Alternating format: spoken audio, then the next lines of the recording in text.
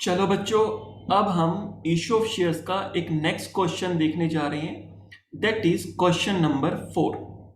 देखते हैं question number 4 में हमें वो क्या कहता है। Mitra limited has been incorporated with an authorised capital. Authorised या फिर रजिस्टर्ड जो कैपिटल की बात करता है वो मैक्सिमम कैपिटल होती है जो हमें कंपनी इनकॉर्पोरेशन करवाते समय ही बतानी होती है कि हमारी ऑथोराइज्ड या मैक्सिमम कैपिटल कितनी रहेगी। अगर बाद में किसी रीजन से हमें उस कैपिटल को इंक्रीज करना होता है तो फिर हमें कुछ कंप्लायंसेस करने होते हैं जिससे कि हम अपनी कैपिटल को इंक्रीज कर पाए। अदरवाइज जो ऑथोराइज्ड कैपिटल होगी वो हमारी मैक्सिमम कैपिटल होगी, उससे ज्यादा कैपिटल हम नहीं रख सकते हैं। 50 लाख रुपीस की ऑथोराइज कैपिटल बताइए। एक बार चेक करते हैं, जब इसको डिवाइड किया तो कितने नंबर ऑफ शेयर्स हैं? 50,000, 50,000 number of shares of ₹100 each. अगर मैं 50,000 को 100 से मल्टीप्लाई कर देता हूं तो वैल्यू मेरी आ जाएगी 50 लाख रुपीस। तो ठीक है, number of shares multiply face value of each share, ये हमारी ऑथराइज्ड कैपिटल के इक्वल आ जाएगा। आगे बात करता है इट ऑफर्स इट्स 40,000 शेयर। अब देखो यहां पर तो मैक्सिमम उनके पास कितने शेयर्स हैं इशू करने के लिए।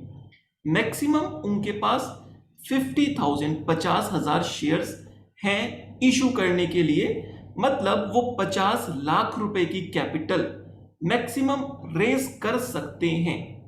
लेकिन अगर उनको 50 लाख रुपए की जरूरत है ही नहीं, उनको इतना नीड ही नहीं है, पूरे प्रोजेक्ट के लिए 50 लाख रुपए चाहिए ही नहीं, तो वो क्यों अननेसेसरी 50 लाख रुपए की कैपिटल रेज करेंगे? लोगों से पैसा लेके अननेसेसरी अपने पास ब्लॉक करके क्यों रखेंगे? क्यों शेयर होल्डर्स अननेसेसरी में बढ़ा लेंगे अपने? क्योंकि अल्टीमेटली जो शेयर होल्डर्स हैं, जो पैसा इन्वेस्ट कर रहे हैं, वो अपनी रिटर्न में क्या लेते हैं? इस कंपनी के प्रॉफिट्स। मैंने आपको बताया था शेयर होल्डर्स कौन है? कंपनी के ओनर्स हैं। जब कंपनी को प्रॉफिट होता है तो वो प्रॉफिट उन शेयर होल्डर्स में डिवाइड होता है। इट डिपेंड्स कितने की शेयर होल्डिंग है आपकी। अगर किसी कंपनी में मेरी 5% की शेयर होल्डिंग है तो जितने भी प्रॉफिट्स होंगे उसका 5% जो है वो मुझे मिल जाएगा। अगर मेरी शेयर होल्डिंग 1% की है तो प्रॉफिट का 1% मेरा राइट बनता है। तो इस तरीके से जब मुझे ज्यादा कैपिटल की जरूरत नहीं है तो मैं क्यों अननेसेसरी ज्यादा शेयर होल्डर्स बनाऊंगा? मेरा प्रॉफिट्स अननेसेसरी बढ़ जाएगा। तो इसीलिए मेरे पास टोटल नंबर ऑफ शेयर्स जो मैक्सिमम है वो तो 50,000 है, बट अभी मैं पब्लिक जो ऑफर निकाल रहा हूं वो निकाल रहा हूं 40,000 शेयर्स का। 40,000 शेयर्स का पब्लिक ऑफर निकालने का मतलब है कि मेरे को 40,000 शेयर्स मल्टीप्लाई 100 रुपीज, मुझे 40 लाख रुपए की जरूरत है। मुझे अभी 40 लाख की जरूरत है। अगर मुझे 40 लाख की जरूरत है तो मैं 40,000 शेयर से काम चल जाएगा। अगर मुझे अभी 20 लाख रुपए की जरूरत होती तो मैं 20,000 शेयर इशू करता। अगर मुझे 10 लाख रुपए की जरूरत होती तो मैं 10,000 शेयर्स इशू करता। बाकी के शेयर्स मेरे पास रखे रहेंगे। फ्यूचर में जब मुझे और पैसों की जरूरत होगी तो मैं और शेयर्स भी इशू कर सकता हूं। 10,000 शेयर्स मेरे पास और रखे होंगे जो मैं फ्यूचर में कभी इशू कर पाऊंगा। तो बात आती है आपको जो क्वेश्चन करना है वो क्वेश्चन के लिए हम कौन से नंबर ऑफ शेयर्स लेंगे वो डिस्कशन करेंगे। आगे देखते हैं। ये जो 100 रुपए की बात है, इस 100 रुपए को हमें वन गो में रिक्वायरमेंट नहीं है। मोस्ट ऑफ द क्वेश्चंस में ये इंस्टॉलमेंट में ही मांगेगा, बट मैंने आपको बता दिया वन गो में भी हो सकता है। हम उस पर बेस भी क्वेश्चन देखेंगे। तो ये 100 रुपए मुझे इंस्टॉलमेंट में चाहिए, और इंस्टॉलमेंट्स क्या क्या है? पहली इंस्टॉलमेंट एप्लीकेशन के साथ 25 रुपए दो, फिर जब हम शेयर्स अलॉट करेंगे तो 35 रुपीज दो, 60 हो गए। 40 रुपीज फर्स्ट कॉल पे डिमांड कर लिए जाएंगे, टोटल 100 रुपीज हो गए। आगे बात कर रहे हैं company receive all the applications and money. जितने हमने शेयर्स इशू किए हैं उतने शेयर्स के लिए हमारे पास एप्लीकेशन रिसीव हो गई हैं, और जो भी मनी, जो भी इंस्टॉलमेंट्स हमें मिलनी थी वो हमें मिल गई हैं। और हमें इस क्वेश्चन में क्या रिक्वायरमेंट है? इस क्वेश्चन में बच्चे रिक्वायरमेंट है जर्नल एंट्रीज की। मोस्ट ऑफ द क्वेश्चंस में जर्नल एंट्रीज ही डिमांड करेगा। अब हम इस क्वेश्चन को स्टार्ट करते हैं। क्वेश्चन का फॉर्मेट बच्चे मैंने बनाया हुआ है अपने पास। मैं इसको थोड़ा सा छोटा रख लेता हूं ताकि थोड़ा सा मेरे पास वर्किंग करने के लिए भी स्पेस बन जाए। यहां पर मैं वर्किंग कर लूंगा और यहां हमारा क्वेश्चन चलेगा। सबसे पहले मैंने आपको बताया था कि आप यहां पर लिख लोगे कि हमारे पास कितने शेयर्स की बात कही जा रही है। बच्चे वैसे तो हमारे पास मैक्सिमम 50,000 शेयर्स हैं एट ₹100 ईच, और जो हमारी मैक्सिमम कैपिटल है वो हो जाएगी 50 लाख रुपए। ये तो बच्चे हमारे पास ऑथराइज कैपिटल है, बट हम सारे शेयर्स इशू नहीं कर रहे। हम कितने शेयर्स इशू कर रहे हैं? हम पब्लिक में ऑफर निकाल रहे हैं 40,000 शेयर्स के लिए। तो अगर हम 40,000 शेयर्स के लिए ऑफर निकाल रहे हैं तो हम इसी की बात करेंगे। मतलब हम 40 लाख की कैपिटल अभी रेज करना चाहते हैं। इसे कहा जाता है बच्चे, ये हमारी ऑथराइज कैपिटल होती है। ये भी आपको पता होना जरूरी है। ये बच्चे हमारी इशूड, कितनी अभी हम कैपिटल इशू कर रहे हैं। हम 50 लाख से ज्यादा कैपिटल इशू नहीं कर सकते। तो अभी हमने 40 लाख कैपिटल इशू की है। 10 लाख रुपए स्टिल हमारे पास एक रिजर्व है। 10 लाख रुपए ही नहीं है, 10 लाख रुपए और हम कैपिटल फ्यूचर में रेस कर सकते हैं। ये स्कोप है हमारे पास। 10 लाख रुपए की कैपिटल और रेस करने का स्कोप है हमारे पास। 50 लाख से ऊपर जाना होगा तो पहले हमें कुछ कंप्लायंसेस करके उस ऑथराइज कैपिटल को इंक्रीज करवाना होगा, और उसके बाद जाकर हम और कैपिटल रेस कर पाएंगे। बट अभी तक आप ये समझ सकते हो, ऑथराइज कैपिटल हमारी मैक्सिमम कैपिटल है जितना हम रेस कर सकते हैं, राइट। तो ये हमारी होगी इशूड कैपिटल। आगे अगर हम बात करें तो उसने कहा था company received all the applications. जब वो कह रहे हैं company receives all the applications, तो वो कहना चाह रहे हैं कि हमारे पास जितने शेयर्स इशू किए उतने शेयर्स के लिए हमारे पास एप्लीकेशंस आ गई। उतने शेयर्स के लिए एप्लीकेशंस आ गई। तो मतलब हमारे पास 40,000 शेयर्स के लिए एप्लीकेशंस आ चुकी हैं। अप्लाइड शेयर कितने हैं? 40,000, और इशूड शेयर कितने हैं? वो भी 40,000 है। तो इसका मतलब हम कितने शेयर्स अलॉट कर देंगे? हम अलॉट कर देंगे 40,000। अगर 40,000 शेयर्स के लिए एप्लीकेशन आई है और हमारे पास 40,000 शेयर्स हैं, हमने 40,000 शेयर्स ही इशू किए हैं, तो इसका मतलब 40,000 शेयर्स हम अलॉट कर सकते हैं। तो मेनली आपको ये दो चीजें चेक करनी होंगी। अगर मैं बात करूं, ये ऊपर का केस तो मैंने आपको समझाने के लिए बताया, बट आपको क्या देखना होगा? ऑथोराइज कैपिटल कितनी है उससे आपको फर्क नहीं पड़ेगा। अगर मैं अकाउंटिंग एंट्री की बात करूं, आपको क्या देखना है? आपको ये देखना है कि इशूड कितने शेयर्स कर रहे हैं। इशूड हम कर रहे हैं बच्चे 40,000 शेयर्स। उसके बाद हमें यह देखना है कि अप्लाइड कितने हो रहे हैं। जनता कितने शेयर्स के लिए अप्लाई कर रही है। लोगों ने अप्लाई किया 40,000 शेयर्स के लिए। अगर कुछ नहीं कह रहा और कह रहा है all applications and money received, तो इसका मतलब 40,000 शेयर्स के लिए एप्लीकेशन आ गई है। तो इन दोनों के बेस पर अगर मैं ये देखना चाहूं कि फाइनली मैं कितने शेयर्स अलॉट कर पाऊंगा, वैसे तो क्वेश्चन में बताएगा कितने शेयर्स अलॉट हो रहे हैं, कुछ नहीं बता रहा है, तो जो भी इसका मिनिमम है उतने शेयर्स ही मैं अलॉट कर पाऊंगा। और जितने शेयर्स हम इशू कर रहे हैं, हम उतने शेयर्स अलॉट करने के लिए ही तो इशू करते हैं। अगर हमारे पास उतनी एप्लीकेशंस आ गई तो हम सारे के सारे अलॉट कर देंगे। अगर एप्लीकेशंस ज़्यादा आ गई तो जितने इशू हैं हम उतने अलॉट कर देंगे।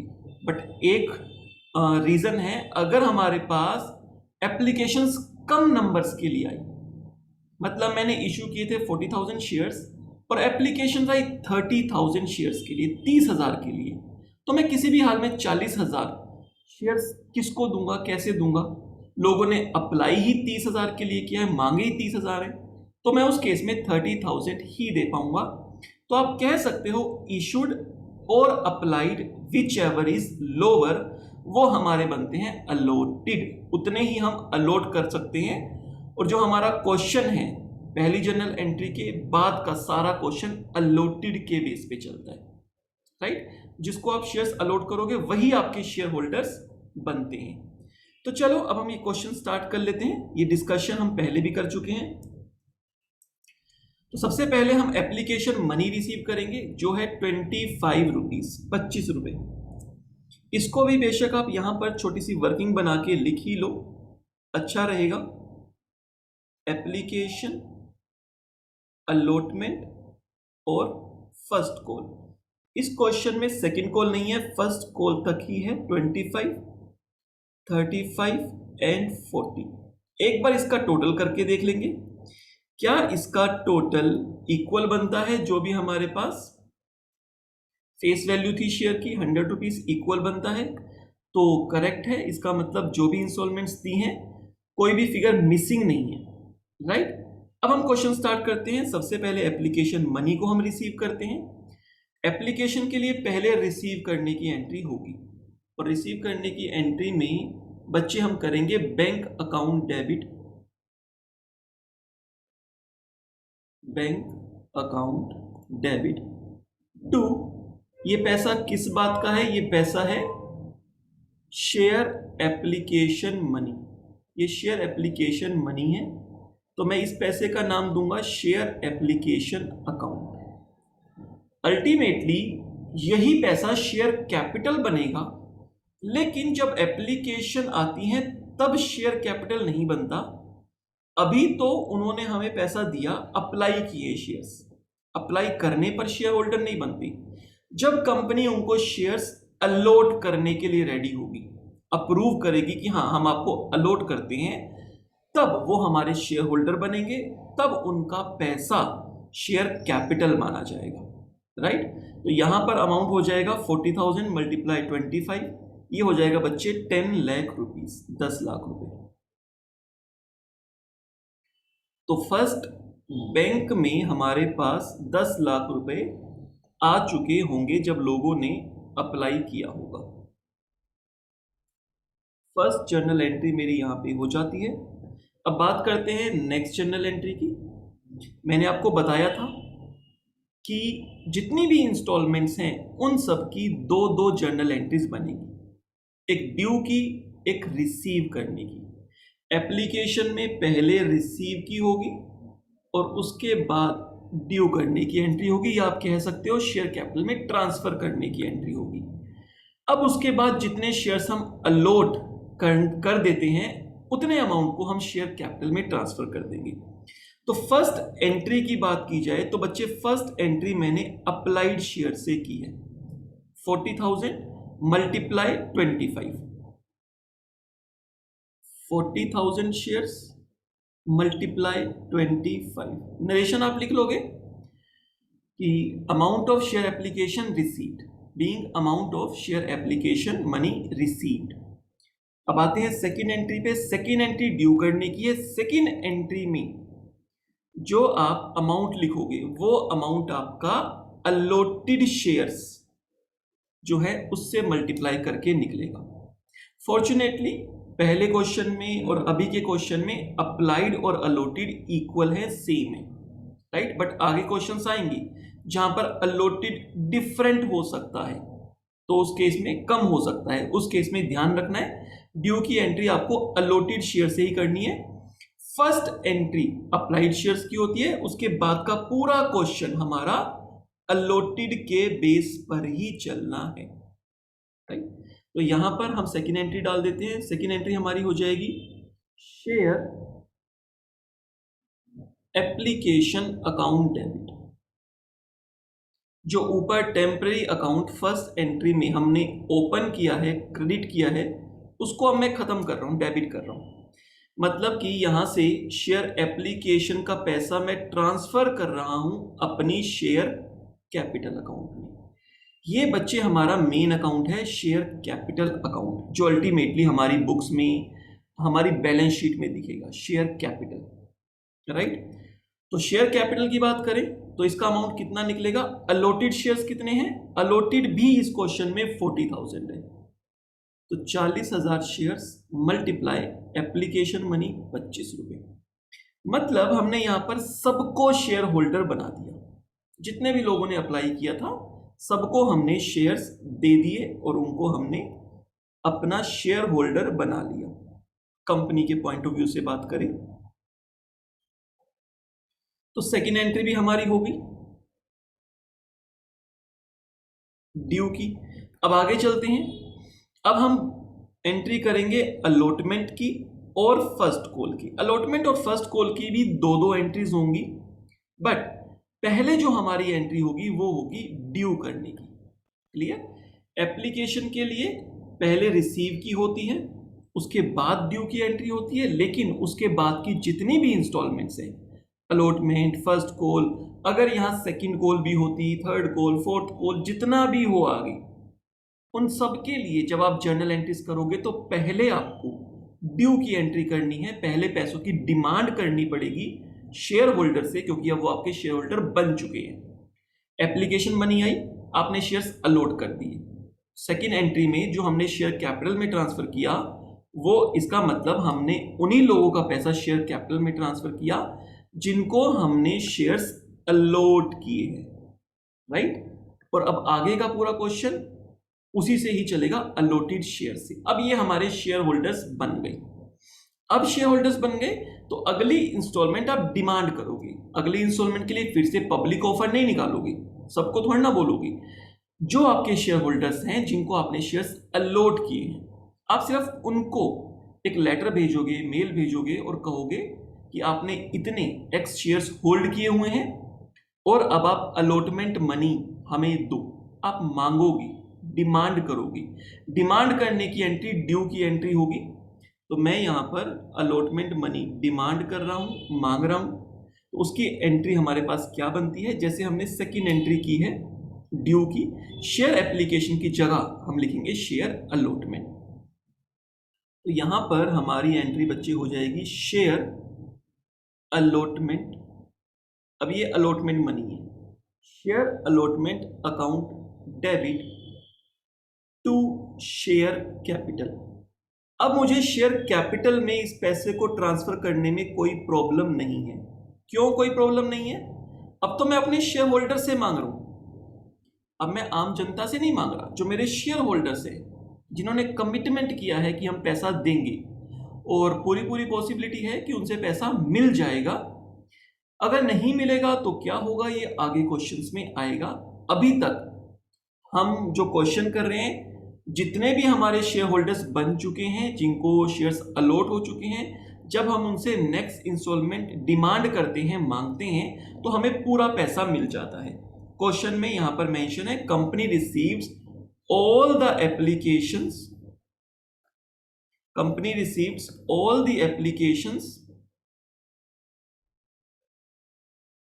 And money. हमें जितने भी शेयर्स हमने इशू किए हैं उसके लिए हमें एप्लीकेशन एंड मनी जो है वो रिसीव हो गई है। तो ये अमाउंट जो है हमारा बच्चे आ जाएगा 35 रुपीज मल्टीप्लाई 40,000, 40,000 शेयर्स। अब आएगा क्वेश्चन पूरा अलॉटेड शेयर्स से। अलॉटेड शेयर्स कितने? 40,000। अलॉटमेंट मनी 35 रुपीज की है, तो 40,000 को हम 35 से मल्टीप्लाई करते हैं, ये आएगा 14 लाख रुपीज, 14 लाख रुपए। तो अलॉटमेंट मनी हमने डिमांड कर ली 14 लाख रुपए की हमारे शेयर होल्डर से, और क्वेश्चन में बता दिया कि सारा पैसा हमको रिसीव हो रहा है। पैसा रिसीव हो जाएगा तो रिसीव करने की एंट्री में बैंक अकाउंट डेबिट होता है। जब भी पैसा आएगा तो बैंक या कैश बैलेंस बढ़ेगा। Bank account debit to share allotment account. जब हम पैसा रिसीव करेंगे, बैंक अकाउंट को डेबिट करेंगे, तो हम ये देखेंगे कि कौन सी मनी आई है। शेयर एप्लीकेशन मनी आई थी तो बैंक टू शेयर एप्लीकेशन किया, अलॉटमेंट मनी आई है तो बैंक टू शेयर अलॉटमेंट करेंगे। और अगर मैं बताऊं तो इससे पहले ड्यू की एंट्री में मैंने टेम्परेरी अकाउंट बनाया था शेयर अलॉटमेंट, जिसको डेबिट किया था, अब क्रेडिट करके खत्म कर दूंगा उसको। तो अल्टीमेटली जब ये दो अकाउंट आपस में कैंसल आउट हो जाएंगे तो जो रिमेनिंग एंट्री मेरी बचेगी वो वही एंट्री होगी जो आपने 11th क्लास में की थी, bank account debit to capital. तो यहां भी bank account debit to share capital हो जाएगी। एप्लीकेशन वाली एंट्री को देखोगे तो शेयर एप्लीकेशन क्रेडिट पहली एंट्री में, दूसरी एंट्री में शेयर एप्लीकेशन डेबिट, आपस में कैंसल आउट हो रहे हैं, तो बचा क्या, bank to share capital. Second allotment की एंट्री में भी शेयर अलॉटमेंट डेबिट से share allotment credit cancel out हो रहा है। थर्ड और फोर्थ एंट्री में बचा क्या, बैंक टू शेयर कैपिटल, क्योंकि यहां पर कंपनी है तो खाली कैपिटल नहीं शेयर कैपिटल आएगा। ये बच्चे हमने सेकंड एंट्री कर ली, ये हमारी एंट्री होगी रिसीव की। अब आगे फर्स्ट कॉल के लिए बच्चे एक एंट्री ड्यू की हो जाएगी और एक एंट्री हमारी रिसीव की हो जाएगी और हमारा क्वेश्चन कंप्लीट हो जाएगा। फिफ्थ जर्नल एंट्री हम कर लेते हैं। फिफ्थ जर्नल एंट्री में क्या है, फर्स्ट कॉल की बात होगी। फर्स्ट हमारी लास्ट कॉल भी है, इसके बाद और कुछ नहीं है, तो फर्स्ट हमारी फाइनल भी मानी जाएगी। फर्स्ट एंड फाइनल कॉल हम यूज करेंगे। तो पहले हम ड्यू की एंट्री डाल देते हैं ड्यू के लिए। अब ये फर्स्ट कॉल है तो शेयर फर्स्ट, और यही अपने आप में फाइनल कॉल भी है। इसके बाद अगर और पैसा नहीं मांगना है तो ये फाइनल कॉल भी है। तो share first and final call account debit to share capital, ये हमने डिमांड कर ली और पैसा हमने कैपिटल अकाउंट में ट्रांसफर कर दिया। 40 रुपीज का यहां पर हमारी फर्स्ट कॉल है। अलॉटेड शेयर्स 40,000 है, 40,000 मल्टीप्लाई 40, 16 लाख रुपीज, 16 लाख रुपए। अगर आप इन सारे अमाउंट को ऐड कर दोगे, तीनों अमाउंट को, 16 प्लस 14 प्लस 10, तो ये वही अमाउंट हो जाएगा जो हमने कैपिटल इशू की है, यानी कि 40 लाख रुपीस, राइट। तो यहां पर हमारे पास ड्यू की एंट्री हो चुकी है और ये अमाउंट कैसे आया, ध्यान रखना है अलॉटेड शेयर्स। आगे चल के जब आपके अप्लाइड और अलॉटेड शेयर्स डिफरेंट होंगी तो यहां पर फिगर जो है वो एप्लीकेशन से डिफरेंट आएगी, तो इसको ध्यान रखना है। ऐसा मत सोचना 40,000 ही तो हैं, इशूड भी, अप्लाइड भी, अलॉटेड भी, तो 40,000 से ही करते चलो, नहीं।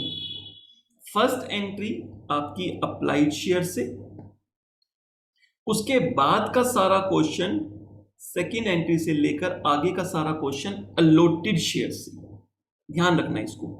आगे चलते हैं, हम पैसा रिसीव कर लेते हैं फर्स्ट एंड फाइनल कॉल का। पैसा रिसीव करेंगे तो लिखेंगे bank account debit to share first and final call, first and final call. ये हमारी 6 एंट्री हो गई और ये अमाउंट है 16 लाख रुपीस का, 16 लाख रुपए।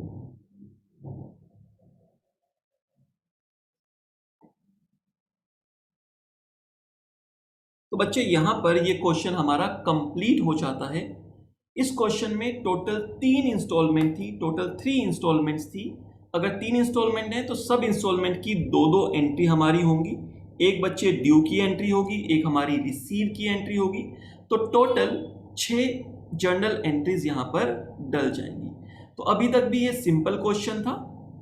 यहां पर एक चीज सिर्फ आपको ध्यान रखने की थी कि ऑथोराइज्ड कैपिटल, मैक्सिमम जो ऑथोराइज कैपिटल की बात की थी वो क्वेश्चन में कहा था हमारे पास 50,000 शेयर्स हैं, 50,000 शेयर्स, लेकिन हमने इशू कितने किए, 40,000। तो 50,000 की फिगर किसी काम की नहीं है, उसको कैंसिल कर देना, उसको डिलीट कर देना, उसको काट देना। वो 50,000 की फिगर किसी काम की नहीं है। क्वेश्चन करने के लिए आपके लिए कौन सी फिगर काम की है कि हम कितने शेयर्स इशू कर रहे हैं, ये आपके काम की है। कितने शेयर्स अप्लाइड हो रहे हैं, ये आपके काम की है। और इन दोनों के बेस पे आप ये निकालोगे कि कितने शेयर्स फाइनली अलॉट किए जा रहे हैं। First journal entries applied share से, उसके बाद की सारी एंट्री अलॉटेड शेयर से होगी। क्लियर? क्वेश्चन नंबर 4 हमारा यहां पर कंप्लीट हो जाता है।